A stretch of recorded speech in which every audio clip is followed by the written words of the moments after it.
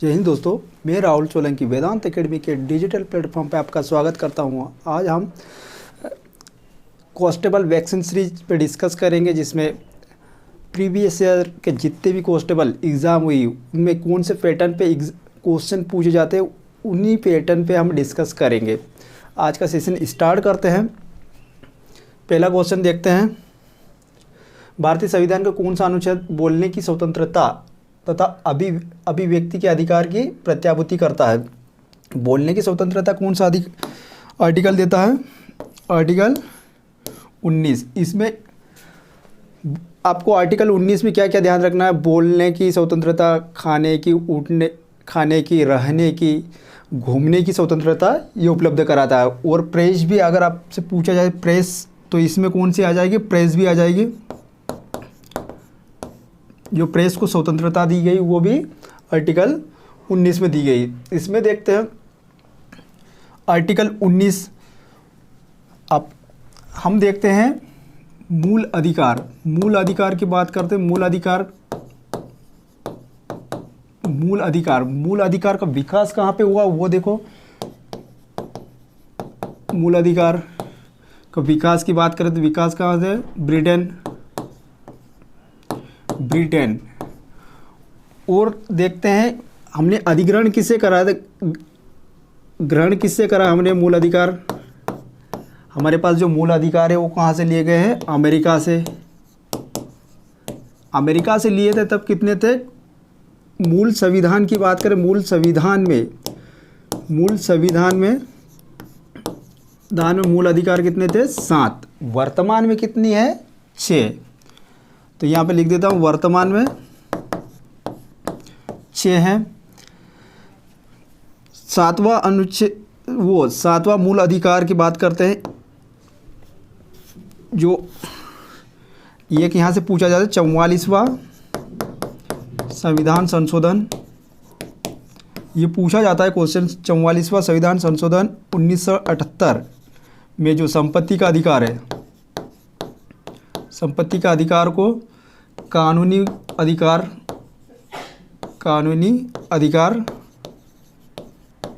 में शामिल किया गया है। तो ये किस में? 300A में शामिल किया गया है। कौन सा था ये? आर्टिकल 31। आर्टिकल 31 आपको याद रखना है। एग्जाम की दृष्टि से जो महत्वपूर्ण आर्टिकल मैं बताता हूँ आपको। आर्टिकल 17 अस्पृश्यता का अंत, एक ये याद रखना है। एक तो आर्टिकल 19 याद रखना है और एक आर्टिकल 20 याद रखना है। ठीक है, अपन देखते हैं मूल अधिकारों की बात करते हैं। तो मूल अधिकार का किस भाग में है? भाग की बात करते हैं तो भाग 5, भाग 3 में 12 से 35 तक। 12 से 35 तक। अगला क्वेश्चन डिस्कस करते हैं। मध्य प्रदेश उच्च न्यायालय का प्रधान आसन कहाँ पर है? तो ये कहाँ पर है? जबलपुर में। देखते हैं मध्य प्रदेश उच्च न्यायालय। मध्य प्रदेश उच्च न्यायालय अविभाजित मध्य प्रदेश की बात करते हैं तो इसमें से क्वेश्चन पूछा जाता है। अविभाजित मध्य प्रदेश की जो उच्च न्यायालय कहाँ थी? मध्य प्रदेश की, यहाँ में हाईकोर्ट की बात करते तो अविभाजित मध्य प्रदेश, अविभाजित मध्य प्रदेश। MP की बात करता हूँ तो ये कहाँ थी? नागपुर में। कब स्थापना हुई थी? 1936 में। स्थापना की बात करता हूँ तो 1936 में। लेकिन जब मध्य प्रदेश का विभाजन, मतलब मध्य प्रदेश का गठन हुआ 1 नवंबर 1956 को, तब कहाँ पे बनाया गया? जबलपुर में। और खंडपीठ कहाँ पर है? खंडपीठ की बात करते हैं तो खंडपीठ खंडपीठ कहाँ पर है, खंडपीठ भी पूछा जाता है, तो ये है इंदौर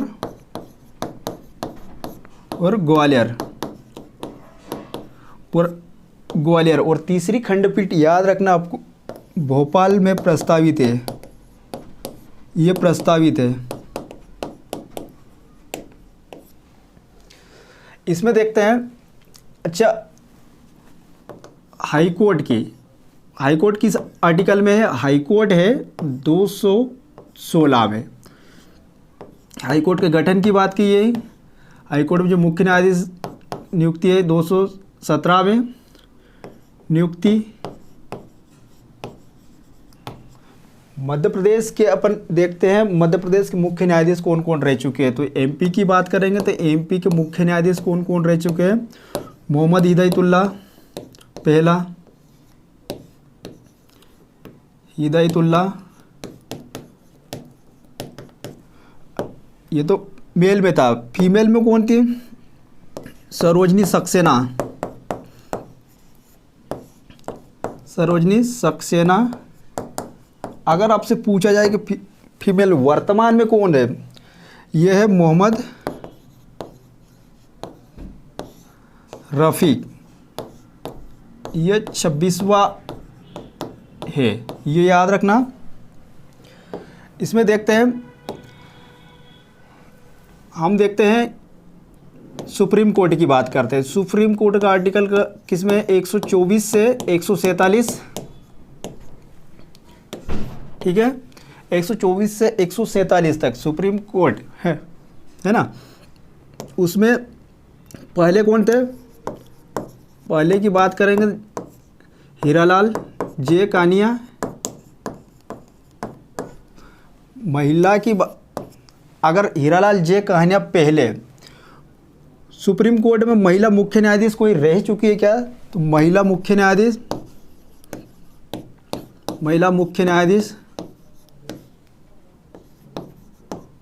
न्यायाधीश की बात करेंगे तो कोई नहीं रही। लेकिन महिला न्यायाधीश सुप्रीम कोर्ट में महिला न्यायाधीश ये कौन थी, ये थी फातिमा बीबी, बीबी। अगर आपसे पूछा जाए कि हाईकोर्ट की महिला मुख्य न्यायाधीश कौन थी, हाईकोर्ट की, अगर हाईकोर्ट की बात करते हैं, हाईकोर्ट की फीमेल मुख्य न्यायाधीश, तो बात करते हैं ये लीला सेठ। आपसे पूछा जाए कि सत्र न्यायालय की महिला न्यायाधीश, सत्र न्यायालय की पहली महिला न्यायाधीश कौन है, यह है अन्ना चांडी।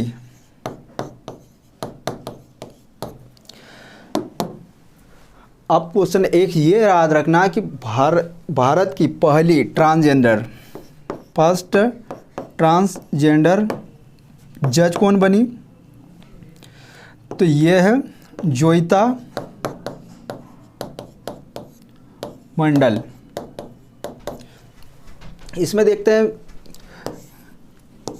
ग्राम न्यायालय का गठन करने वाला पहला राज्य, ग्राम न्यायालय,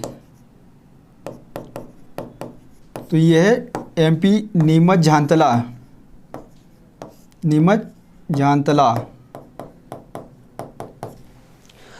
फास्ट ट्रैक कोर्ट की बात करते हैं। फास्ट ट्रैक कोर्ट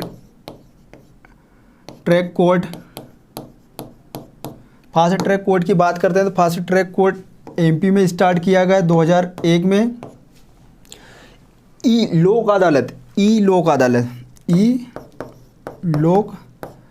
अदालत शुरू करने वाला भारत का पहला राज्य, तो ये है छत्तीसगढ़। ये सारे क्वेश्चन एग्ज़ाम की दृष्टि से महत्वपूर्ण है। यहाँ पे भारत के अभी वर्तमान मुख्य न्यायाधीश कौन है, रमन्ना, ये कौन से 48वें, जस्टिस रमन्ना 48वें नंबर के, ये जरूर याद रखना। आगे देखते हैं पगाराबान, इस जगह स्थित है। पगाराबान कहाँ पर है, पगाराबान मुरैना में। पगाराबान की बात करते हैं तो पगाराबान मुरैना में है। किस नदी पर है? नदी की बात करें तो आसन नदी पर। ये तो पगारा बांध की बात हो गई, आसन नदी। अब देखते हैं मुरैना की बात करते हैं।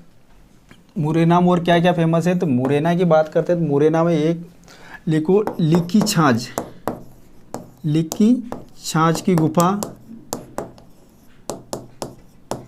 लिक्की छाछ की गुफा मुरैना। और क्या हो? मुरैना राम प्रसाद बिस्मिल है,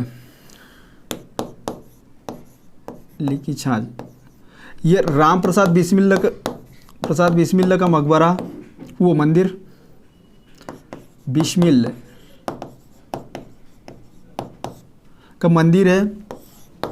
आगे देखते हैं मुरैना में चंबल घड़ियाल, चंबल घड़ियाल। मुरैना एकमात्र जिला ऐसा है जो इसकी सीमा की बात करते हैं तो इसकी सीमा राजस्थान प्लस यूपी और मध्य प्रदेश का उत्तरी जिला है। फिर मुरैना में Banmore cement factory, Banmore cement factory. ये पूछा जाता है, ये 1922 में ये मध्य प्रदेश की पहली थी। ठीक। गोना बेगम का मकबरा, बेगम का मकबरा, गोना बेगम का मकबरा और संबलगढ़ का किला, संबलगढ़ का किला, संबलगढ़ का किला और पहाड़गढ़, पहाड़गढ़ की गुफा, पहाड़गढ़ की गुफा। यह 86 गुफा है जो भीमबेटका से समकालीन है। फगारा डैम की बात हो गई पूरी। अब जगह बची है तो देख लेते हैं, बालाघाट की बात कर लेते हैं। बालाघाट में भी ये जितने क्वेश्चन लिखा है, ये क्वेश्चन प्रीवियस ईयर में सारे के सारे आए हुए हैं। आप कांस्टेबल की बुक लेकर देख सकते हैं, यहाँ लास्ट ईयर के पेपर देख सकते हैं। बालाघाट की बात करते हैं तो बालाघाट में देखते हैं हम, एक तो लिंगानुपात, बालाघाट का लिंगानुपात कितना है? सर्वाधिक 1021। बालाघाट को शिकारियों का स्वर्ग बोलते हैं, शिकारियों का स्वर्ग।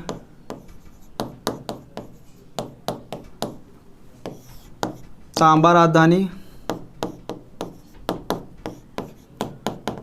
तांबा राजधानी। बालाघाट में है लांजी का किला, लांजी का किला।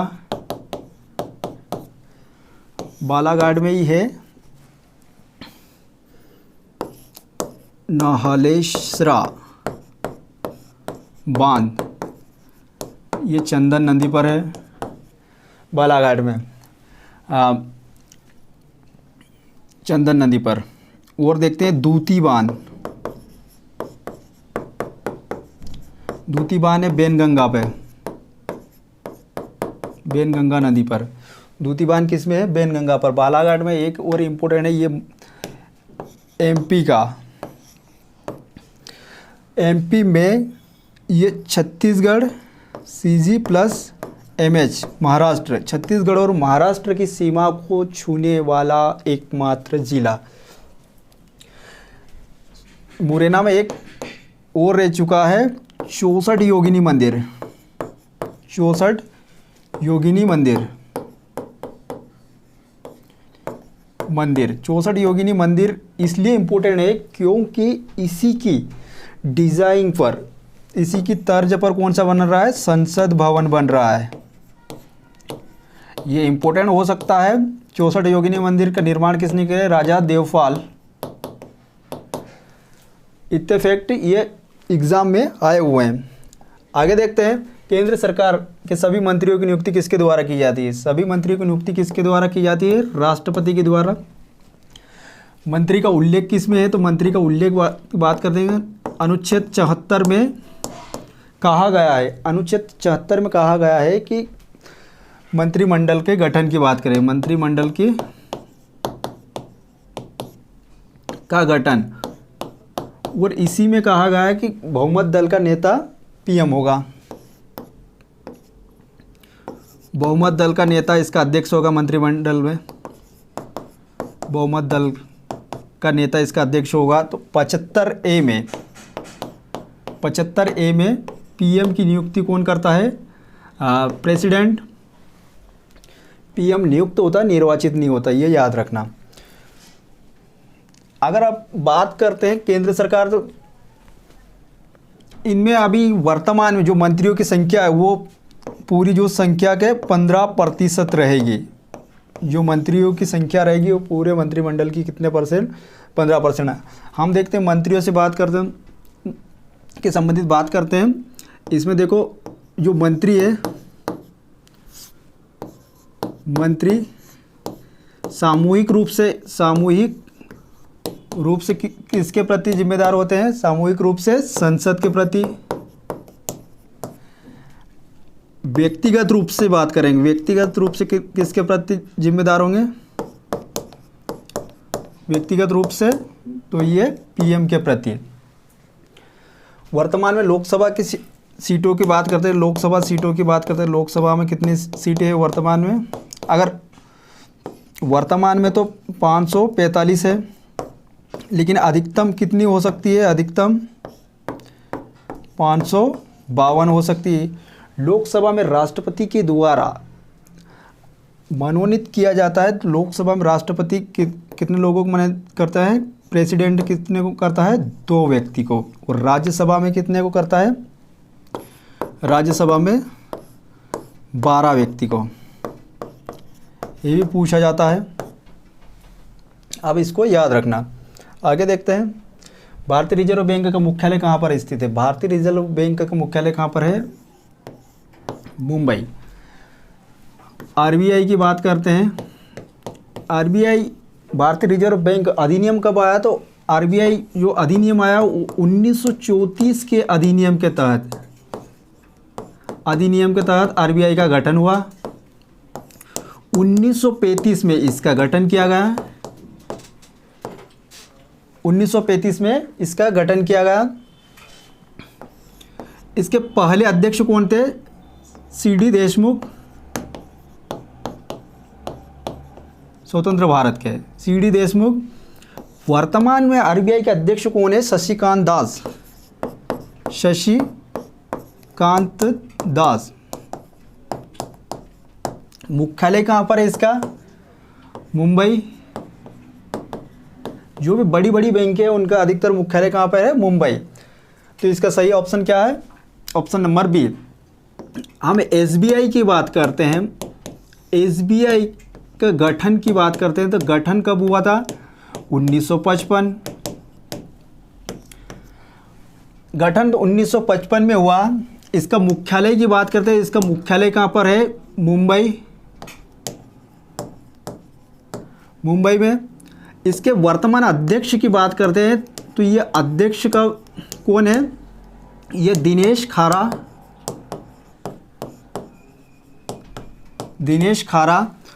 और देखते हैं हम सेबी की बात करते हैं। सेबी की स्थापना की बात करते हैं, तो स्थापना हुई थी 1992 सेबी की। और इसका मुख्यालय कहाँ है? मुख्यालय की बात करेंगे तो ये है मुंबई। एस.के. मोहंती इसके वर्तमान अध्यक्ष है। एस.के. मोहंती। एलआईसी की बात करते हैं। एलआईसी की स्थापना 1956 में हुई थी। इसका मुख्यालय कहाँ है? इसका मुख्यालय भी मुंबई में है। हम देखते हैं नाबार्ड एग्जाम में पूछा जाता है। नाबार्ड की स्थापना 1982। नाबार्ड की स्थापना 1982। इसका मुख्यालय कहाँ है? यह भी मुंबई में है। और इसके वर्तमान अध्यक्ष बड़े इंपॉर्टेंट है,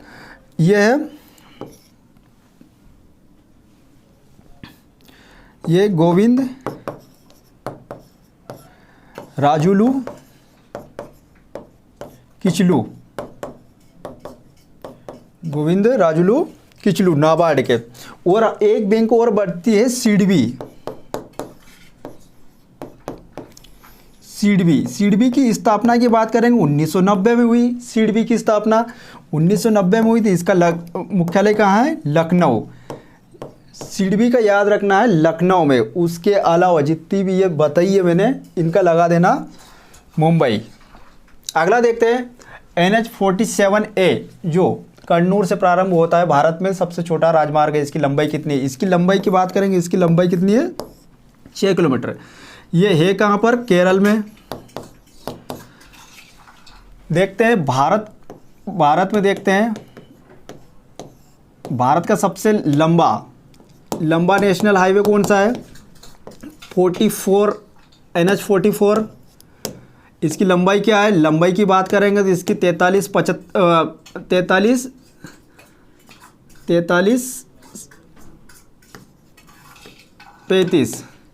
इसकी लंबाई है 37-35 इसकी लंबाई है। अगर एमपी की बात करें, एमपी का सबसे लंबा कौन सा है? NH-46 इसकी लंबाई है 634 किलोमीटर। एमपी का सबसे छोटा की बात करेंगे, एमपी का सबसे छोटा कौन सा है? एमपी का सबसे छोटा 339 बी, ये एमपी का सबसे छोटा। एशिया की सबसे फास्ट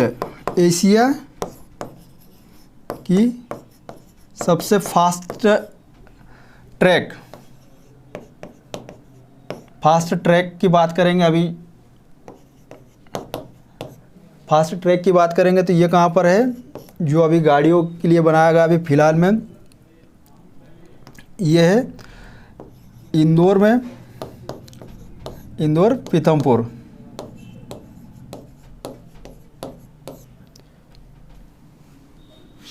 पीथमपुरी कर लो, ये है।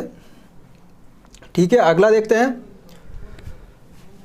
निम्नलिखित में से कौन 2015 के लिए ज्ञानपीठ पुरस्कार विजेता है? 2015 के लिए किसको मिला है? 2015 रघुवीर चौधरी 2015 का मिला है। बालचंद नेमाड़ी की बात करें 2014। शंख घोष की बात करते हैं तो इसको मिला है 2016 में। 2016 में। ज्ञानपीठ पुरस्कार की बात करते हैं, ज्ञानपीठ की इसके कुछ महत्वपूर्ण तथ्य देखते हैं जो एग्जाम की दृष्टि से महत्वपूर्ण है। पहले की बात करें, फर्स्ट किसको मिला? जी शंकर कुरूप।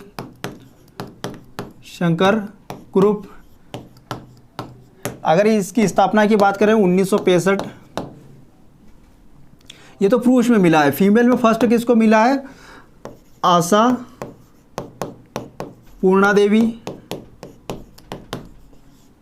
पूर्णा देवी को महिलाओं में मिला। अगर आपसे पूछा जाए कि हिंदी के लिए किसको मिला है, तो हिंदी के लिए मिला है सुमित्रा नंदन पंत।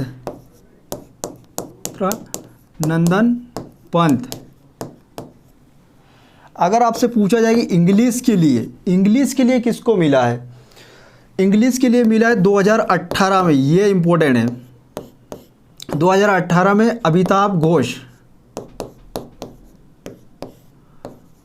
को मिला है। अमिताभ घोष को 2019 की बात करते हैं, अभी 2019 ये 55वां मिला था।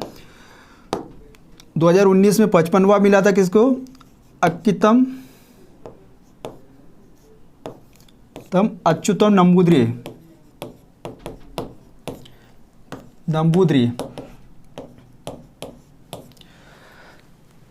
अक्कितम अच्युतम नंबूद्री। एक और लिख लो आप, इसमें व्यास सम्मान में बात कर रहा हूँ। 2021 में जो व्यास सम्मान मिला अभी, वो किसको मिला? 2021 में व्यास सम्मान वो मिला है शरद पगारे। ये कहाँ का है? खंडवा का। और इसकी पुस्तक का नाम है पाटलिपुत्र की साम्राज्ञी।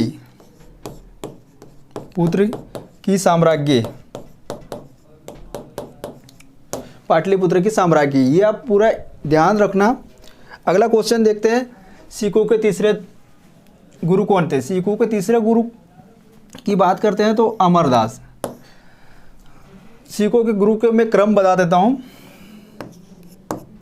नानक जो संस्थापक थे, गुरु नानक संस्थापक पहले, उसके बाद में उनके बाद में कौन है? अंगद। अंगद को इनको बोलते हैं, इनका उत्तराधिकारी बोलते हैं, उत्तराधिकारी जो गद्दी संभालने वाला उत्तराधिकारी। फिर उसके बाद में आया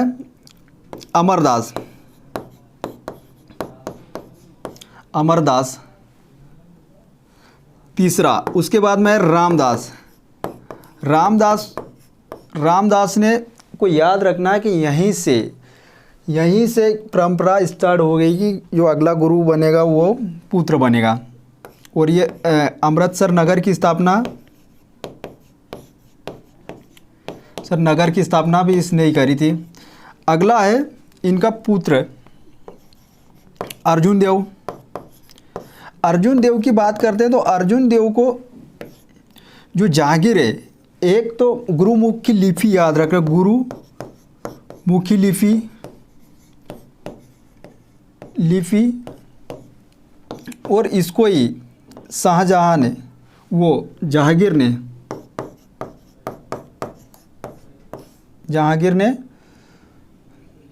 के द्वारा मृत्यु दी गई थी। अगला है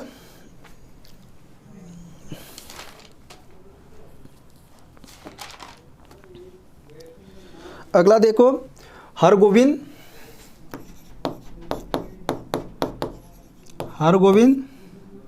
हरिराय।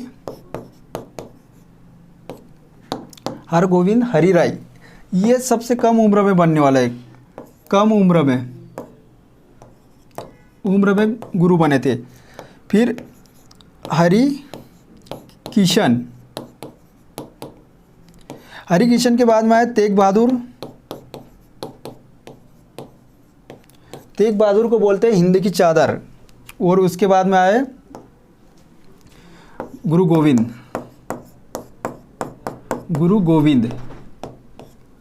गोविंद खालसा पंथ की स्थापना इन्होंने की है। खालसा पंथ की लंगर प्रथा भी इसने शुरू की थी। लंगर प्रथा स्टार्टिंग में, लंगर प्रथा इसको बोलते हैं हिंद की चादर। ठीक है, इतना याद रखना। आगे देखते हैं उदयगिरी की गुफा कहाँ स्थित है। उदयगिरी की गुफा की बात करते हैं तो ये विदिशा में। और कुछ गुफाएं देख लेते हैं। मृगेंद्रनाथ की गुफा की बात करेंगे, ये कहाँ है? रायसेन। लीकी छाछ की गुफा की बात करें, लीकी छाछ की गुफा की बात करेंगे तो ये कहाँ पर है? मुरैना। काजल रानी ये कांस्टेबल में आ चुके हैं। काजल रानी की कहाँ है? खंडवा में। सारा मारो की कहाँ है? ये सीहोर में। और जो एग्ज़ाम में, जो MPPSC में या कोई सी भी एग्ज़ाम में अधिक बार आने वाले क्वेश्चन की बात करता हूँ तो ये है बाघ की गुफा।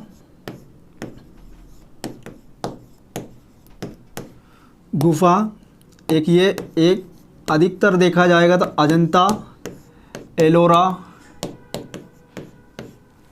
एलोरा की गुफा।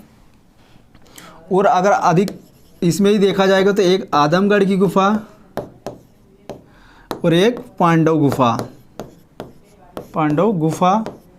और एक क्वेश्चन और पूछा जाता है, विश्व का सबसे बड़ा गुफा समूह कौन सा है? तो ये विश्व का सबसे बड़ा गुफा समूह, विश्व का सबसे बड़ा गुफा समूह की बात करेंगे तो ये कौन सा है? भीमबेटका। ये याद रखना, भीमबेटका को 2003 में यूनेस्को में शामिल किया गया था। अगला देखते हैं, भारत में पहले एशियाई खेलों का आयोजन किया गया था। भारत में पहले एशियाई खेलों का आयोजन 1951 में, ये कहाँ पर किया गया था? दिल्ली। इसमें इम्पोर्टेंट देख लीजिए, 2018 एशियाई खेलों की बात करते थे, ये कहाँ पर हुआ था? जकार्ता में। कौन से नंबर के थे? ये 18वां ही था। अगला देखते हैं, एशियाई खेलों की बात करते थे। एशियाई खेलों में जो 2022 में हो रहे, जो 19वां, ये कहाँ पर हो रहा? चीन में। 2018 में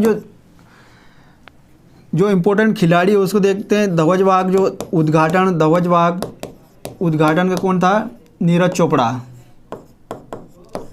चोपड़ा ये था। और जो समापन की थी, समापन के लिए रानी रामपाल।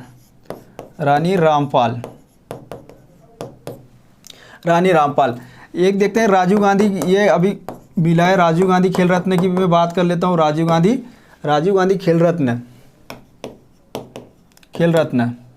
तो इसमें मिला है राजीव गांधी में रोहित को 2020 का, रोहित, रानी रामपाल, मरियप्पन, थंगावेलु और मणिका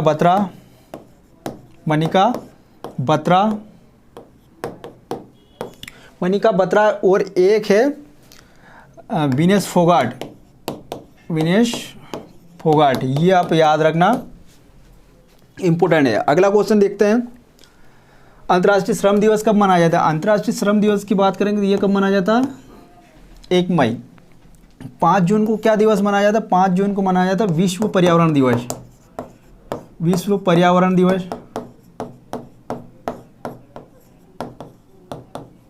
10 जून को विश्व मानवाधिकार दिवस।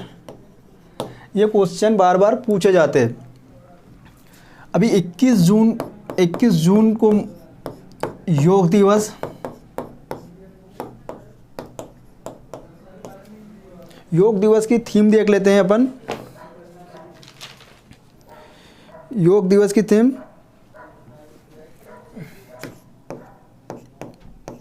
B with yoga, be at home. ये इनकी थीम है। और देखते हैं इंपॉर्टेंट दिवस फटाफट। इसमें देखते हैं 25 जनवरी की बात करते हैं। 25 जनवरी तो मतदाता दिवस।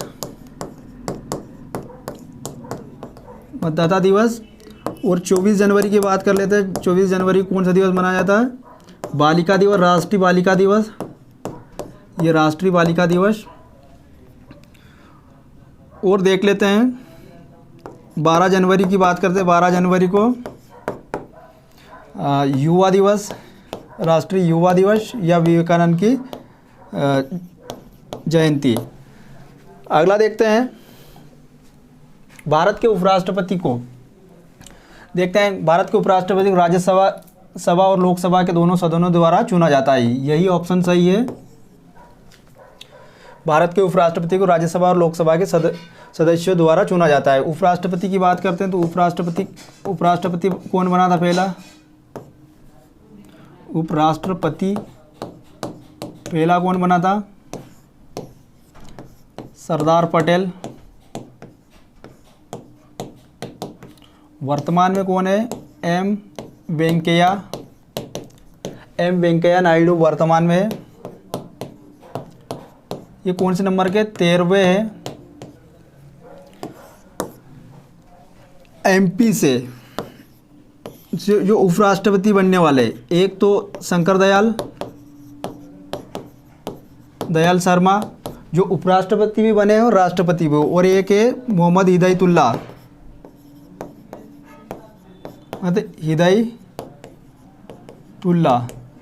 ये भले ही कार्यवाहक बना हो राष्ट्रपति, लेकिन बना है ये। पहले हमारे मुख्य न्यायाधीश भी रह चुके हैं मध्य प्रदेश के, और भारत के राष्ट्रपति भी रह चुके हैं और उपराष्ट्रपति भी रह चुके हैं। आगे देखते हैं, किन जिलों से कर्क रेखा गुजरती है? कर्क रेखा किन जिलों से गुजरती है? शाहपुर, राजगढ़, ये शाहपुर तो गलती है, इंदौर, बालाघाट नहीं, ऑप्शन नंबर डी। अगर वर्ल्ड में जो कर्क रेखा 23.5 डिग्री उत्तरी अक्षांश को कर्क रेखा कहा जाता है, और 23.5 डिग्री दक्षिणी अक्षांश को क्या बोलते हैं? मकर रेखा। सूर्य मकर रेखा और कर्क रेखा के बीच में ही दोलन करता है। वर्ल्ड में बात करें तो 18 देशों से गुजरती है, और इंडिया में बात करें तो इंडिया में कितने राज्यों से? 8 राज्यों से, और एमपी में कितने? 14 जिलों से। 14 जिलों से। 14 जिले कौन कौन से? फटाफट देख लेते हैं। उज्जैन, रतलाम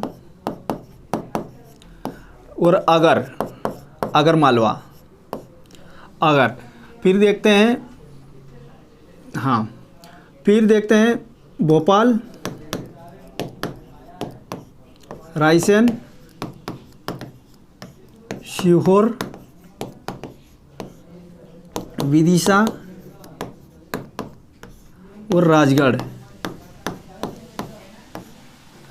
फिर देखते हैं सागर, फिर दमोह, फिर जबलपुर, यहाँ पर लिखते हैं जबलपुर और कटनी, फिर है शहडोल वो उमरिया। शहडोल और उमरिया। अब देखते हैं उज्जैन संभाग के कितने जिले हैं? 3। भोपाल संभाग के कितने जिले हैं? 5। सागर के 2, जबलपुर के 2 और शहडोल के 2। क्वेश्चन अगर पूछा जाए कि भोपाल संभाग के कितने मिलते हैं, कितने जिले छूते हैं, तो ये 5। कर्क रेखा देख लेता हूँ। कर्क रेखा संबंधित बात कर लेते हैं। अगर देश की नज़दीक राजधानी कौन सी है कर्क रेखा के? तो है रांची। अगला है कर्क रेखा जो मंगलनाथ मंदिर है, मंगलनाथ मंदिर जो उज्जैन में, इसके बीचों बीच से गुजरती है, मतलब इसके ठीक ऊपर से गुजरती है। अगला देखते हैं क्वेश्चन नंबर 14। आरटीआई अधिनियम को राष्ट्रपति ने स्वीकृति कब दी? अब देखते हैं आरटीआई कानून को संसद ने कब पारित करा? 12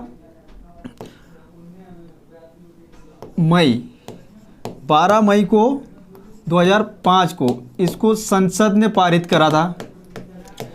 12 मई 2005 को संसद ने पारित करा।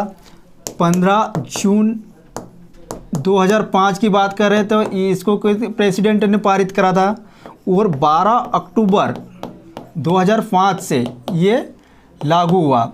आरटीआई क्या है? RTI right to information. तो इसका सही ऑप्शन क्या है? राष्ट्रपति ने कब अनुमति दी थी? 15 जून 2005।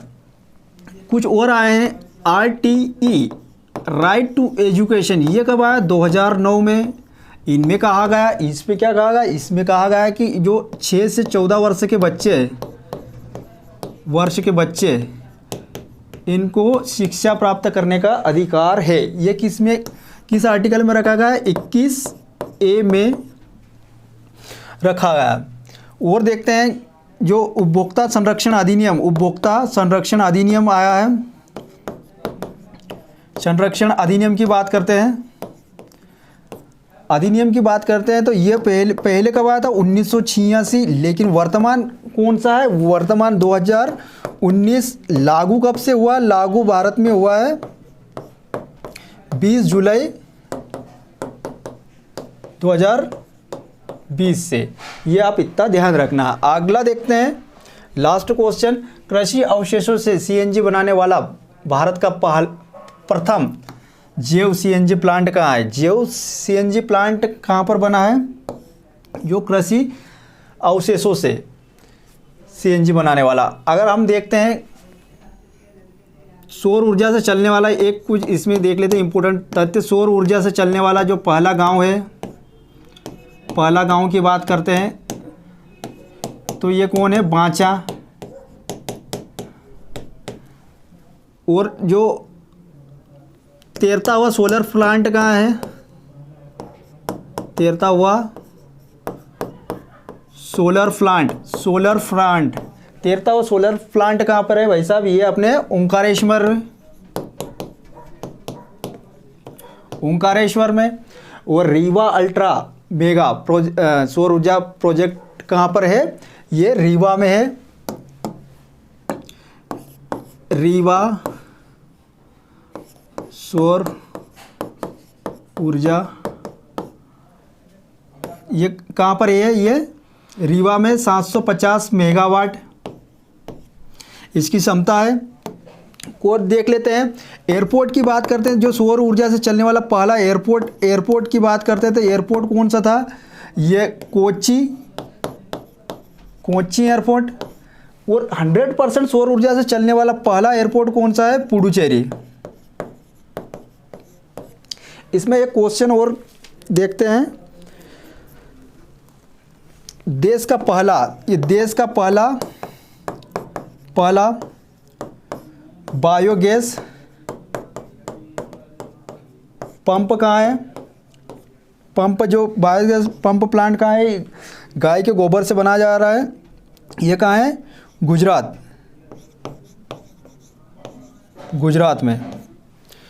में। अगला, आज के लिए दोस्तों इतना ही, मिलते हैं अगले सेशन में।